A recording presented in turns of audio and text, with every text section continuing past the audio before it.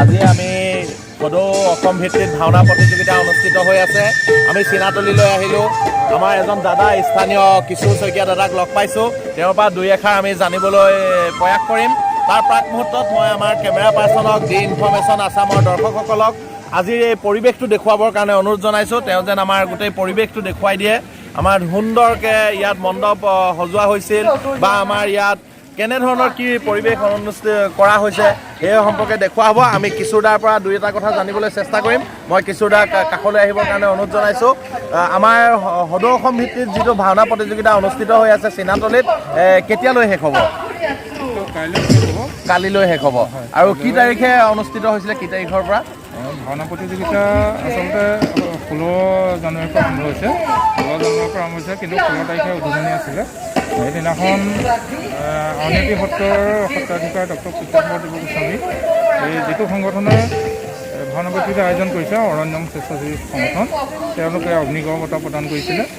আৰু তাৰপিছতে তাৰ পাছদিনা 17 জানুৱাৰীৰ পৰা ভাওনা প্ৰতিযোগিতা আৰম্ভ হৈ আছে আৰু কাইলৈ 30 তাৰিখে ভাওনা প্ৰতিযোগিতা অন্ত পৰিব।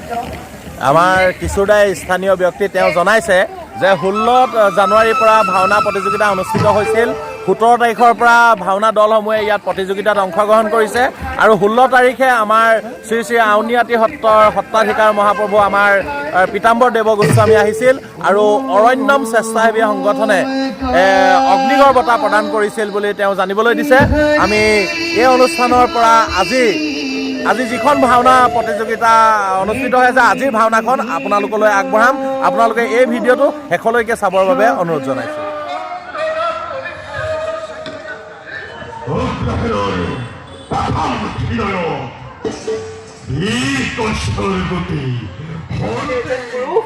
যদি আছে তেওঁকে মই স্বামী ৰূপে কৰিম।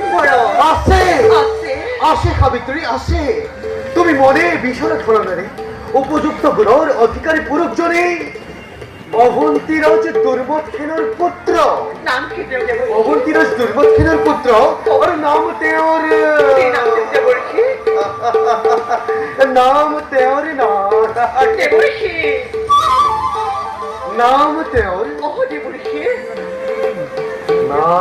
নাৰায়ণ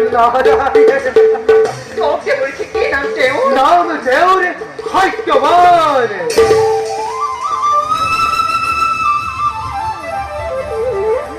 আৰু তেওঁৰ বাৰে উপযুক্ত স্বামী নোলাব তোমাৰ এই সংসাৰৰ মাজে। আৰু অলপ দিনৰ পাছতে তোমালোক দুয়োৰে হ'ব মিলন।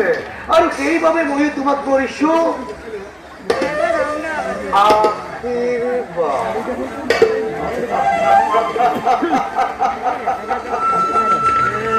সাবিত্ৰী, সাবিত্ৰী, সাবিত্ৰী, সাবিত্ৰী, নাৰায়ণ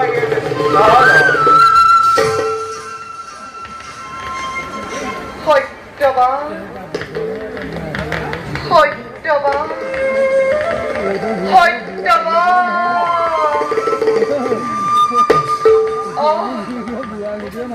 সুন্দৰ নাম, সত্যবানৰ নাম উচ্চাৰণে ৰোমাঞ্চিত কৰিছে মোৰ মনগতে। তেওঁ কাষত লগ পাবৰ বাবে মোৰ আজি হৈছে উত্তাল। আজি খন্তে শৰীৰৰ প্ৰতি অংগে অংগে প্ৰতি ধমনীতে লিখি দিলো মই সত্যবানৰ নাম। গোলাঘাট জিলাৰ চিনাতলীত অৰণ্যম স্বেচ্ছাসেৱী সংগঠনৰ দ্বাৰা সদৌ অসম ভিত্তিত ভাওনা প্ৰতিযোগিতা অনুষ্ঠিত হৈ আছে। তাৰ পৰা আমি আপোনালোকক আজিৰ এই ভিডিঅ'টোত দেখুৱাবলৈ প্ৰয়াস কৰিছোঁ। আপোনালোকে আজিৰ নাট সাবিত্ৰীৰ সত্যবান নাটকখন উপভোগ কৰিব পাৰিছে। এই সাবিত্ৰীৰ সত্যবান নাটকখনৰ পৰৱৰ্তী অংশ আপোনালোকক অন্য এটা ভিডিঅ'ৰ জৰিয়তে দেখুৱাম। আজি এই ভিডিঅ'টোৰ জৰিয়তে আপোনালোকক সাবিত্ৰীৰ সত্যবান নাটকখনৰ কিছু অংশৰ লগতে গোটেই সমগ্ৰ পৰিৱেশটো দেখুৱাবলৈ চেষ্টা কৰিছোঁ। আপোনালোকে আগলৈ পৰৱৰ্তী ভিডিঅ' চাবৰ বাবে অপেক্ষা কৰক।